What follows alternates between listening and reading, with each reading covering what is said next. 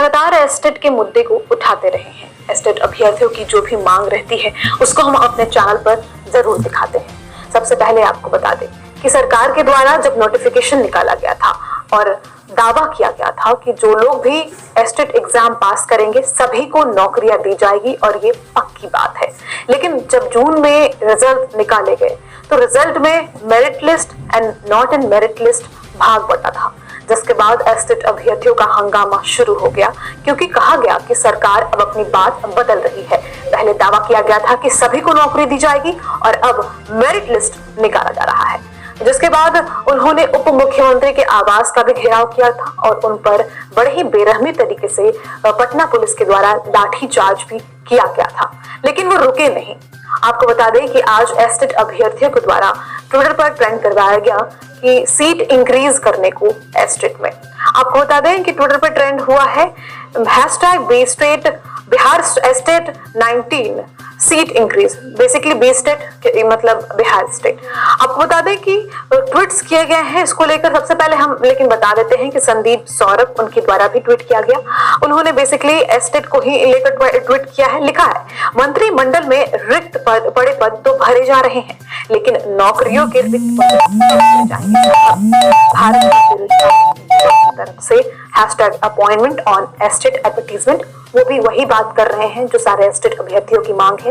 ये भी estate advertisement जो निकली थी उसी पे बात कर रहे हैं कि जो अपॉइंटमेंट की बात कही गई थी नोटिफिकेशन में उसी पे ये होना चाहिए नियुक्तियां। और संदीप सौरभ ने खासतौर से कहा है मंत्रिमंडल विस्तार को लेकर। जी हाँ, मंत्रिमंडल के जो भी रिक्त पद थे वो तो कल भरे जा चुके, अब यह डिमांड है कि नौकरियों के जो रिक्त पद हैं वो भी भरे जाएं।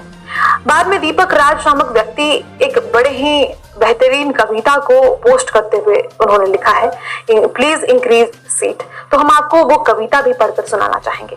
कविता का जो हेडलाइन दिया गया है वो है रोजगार की चाहत। तो खाली कंधों पर थोड़ा सा भार चाहिए, बेरोजगार हूँ साहब रोजगार चाहिए, जेब में पैसे नहीं है डिग्री लिए फिरता हूँ, दिनों दिन अपनी नजरों से गिरता हूँ, कामयाबी के घर में खुले किवाड़ चाहिए, बेरोजगार हूँ साहब मुझे रोजगार चाहिए, टैलेंट की कमी नहीं है भारत की सड़कों पर, दुनिया बदल देंगे भरोसा करो इन लड़कों पर, लिखते लिखते मेरी कलम तक घिस गई, नौकरी कैसे मिले जब नौकरी ही बिक गई, नौकरी की प्रक्रिया में अब सुधार चाहिए, बेरोजगार हूँ साहब मुझे रोजगार चाहिए, दिन रात करके मेहनत बहुत करता हूँ, सूखी रोटी खाकर ही चैन से पेट भरता हूँ, भ्रष्टाचार से लोग खूब नौकरी पा रहे हैं, रिश्वत की कमाई से खूब मजे ले रहे हैं, नौकरी पाने के लिए यहाँ जुगाड़ चाहिए, बेरोजगार हूँ साहब रोजगार चाहिए। सौजन्य से युवा के अंतर आत्मा की आवाज। तो ये बेहतरीन कविता लिखी गई है एक बेरोजगार युवा की, काफी इम्पैक्टफुल है। अगर हमारे मंत्रियों में से कोई यह वीडियो देख रहा है या हमारे गवर्नमेंट लोगों में से कोई ये वीडियो देख रहा है तो कृपया आप इस बात पर ध्यान दीजिए, इस कविता के सार को भी समझने की कोशिश कीजिए, क्योंकि मुझे तो समझ में आ गया, बिहार के युवाओं को भी समझ में आ रहा है। कृपया आप भी इसे समझने की कृपा करें हम पर। अगला ट्वीट हम आपको पढ़कर सुनाते हैं। अगला ट्वीट है धीरज गुप्ता का। बिहार सरकार से अनुरोध है कि एस्टेट 2019 पास किए सभी की 7वें चरण में एक साथ नियुक्त किया जाए ताकि आपके कहे अनुसार सभी को नौकरी पक्की की जाए। ये वही बात है जो मैंने बताया कि कहा गया था कि सबको नौकरी दी जाएगी। इसी पर धीरज भी लिख रहे हैं। कुमार जयवर्धन लिखते हैं, sir increase the seats so that every state qualified students got their opportunity to join as a teacher. इसके अलावा नीरज लिखते हैं, पंचायत में इंटर स्तरीय विद्यालय खुला है लेकिन स्कूल में विषयवार शिक्षकों की कमी है जिसके कारण विद्यार्थियों को पढ़ने में काफी परेशानियों का सामना करना पड़ता है। सरकार को यह सुनिश्चित करना होगा कि माध्यमिक शिक्षा ले रही सभी छात्रों को अच्छी गुणवत्ता वाली शिक्षा मिले और इसके लिए सीट्स इंक्रीज करने होंगे। राजन झा लिखते हैं, चाणक्य और अशोक के बिहार में लाखों पद रिक्त हैं और योग्य शिक्षक एस्टेट पास करके भी बेरोजगार हैं। शिक्षा व्यवस्था शिक्षकों की कमी के कारण निचले स्तर पर है। बिहार के भविष्य के साथ खिलवाड़ क्यों? #State 19 seat increase.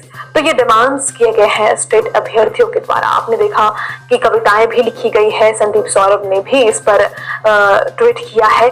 तो यह जो बातें हैं सामने आ रही है वो कहीं ना कहीं जरूर हमारे व्यवस्था को दिखाती है कि कैसी व्यवस्था है कि इन लोगों को आगे आना पड़ता है, ट्विटर पर ट्रेंड चलवाना पड़ता है, सड़कों पर आना पड़ता है। अगर सारी व्यवस्था ठीक होती, कहीं कोई धांधली नहीं हुआ होता, कहीं कोई गड़बड़ी नहीं हुआ होता, तो ऐसी नौबत ही नहीं आती।